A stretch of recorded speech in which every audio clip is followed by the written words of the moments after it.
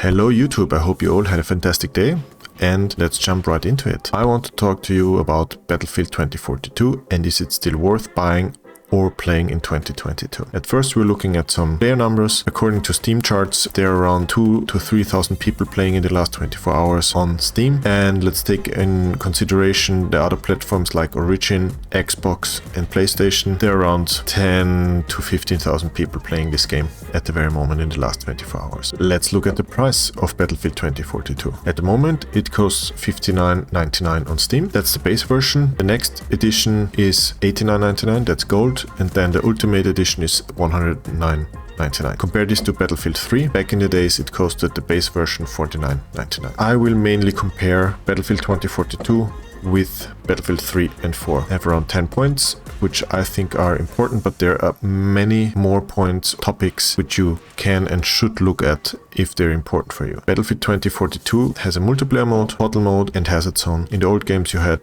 multiplayer and single player mode where you could unlock some weapons. So you played single player, got some flair, got some action, and then you unlocked the weapon which you could use in multiplayer. I would say here it's a draw. The next one is the amount of weapons and gadgets. So in Battlefield 2042 we have around 22 weapons at launch compared to Battlefield 3 with 50 and Battlefield 4 with 84 primary weapons. And after all the add-ons over the years, you had in Battlefield 3 87 and in Battlefield 4 over 100 primary weapons. That goes clearly to Battlefield 3 and 4 because back then you had like, for the money you paid for it and what you got in return just with the weapons, you had like weeks and months to play and unlock new guns and have a new experience. And then on top of that you had new attachments to unlock and new gadgets you could get, so it was way more what you got in return. The number of vehicles, just looking at that, okay, Battlefield 4 you had 48 vehicles, 24 for each side. In Battlefield 2042 we have 14 vehicles and aircrafts. It goes clearly to the old Battlefield. Also especially the unlocks with the old Battlefield are way better or more useful when playing. There are no community servers in Battlefield 2042. Of course, yeah, you have the portal servers where you could set up some servers, but it's not the same like in the past where a clan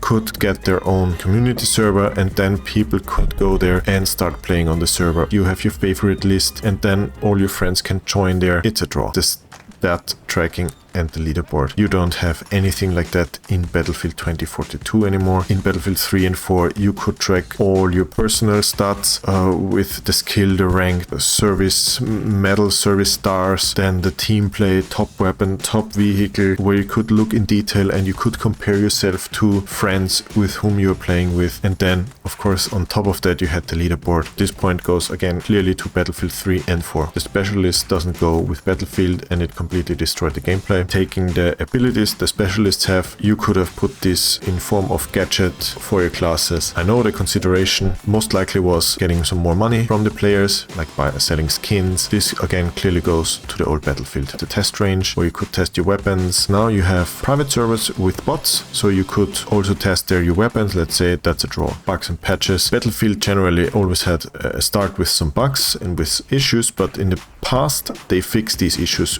pretty quick. So after the first weeks, the first month, you had a good game and it was not as broken as it was now with Battlefield 2042 at release. This again goes clearly towards Battlefield, the old Battlefield versions. Do I think Battlefield 2042 is worth buying or playing in 2022? There are two answers to it. The first answer is if you already have the game and you weren't able to return it, check it out. There is no loss. You already have the game, you already paid whichever amount of money. Hopefully you get a positive return on fun for the money you paid. And number two, if you don't own the game though, don't buy it for the full price or even at all. What you get for nearly 60 euros, that's not worth buying for that price. So the return on investment is not there. If it's maybe on sales on a 50% or a 75% sales. Okay, so these are my recommendations. Play it if you have it, don't buy it if you don't have it yet. What do you think about the current state of Battlefield 2042? Leave a comment below. I wish you all a nice day. Until next time, if you liked the video, please like and subscribe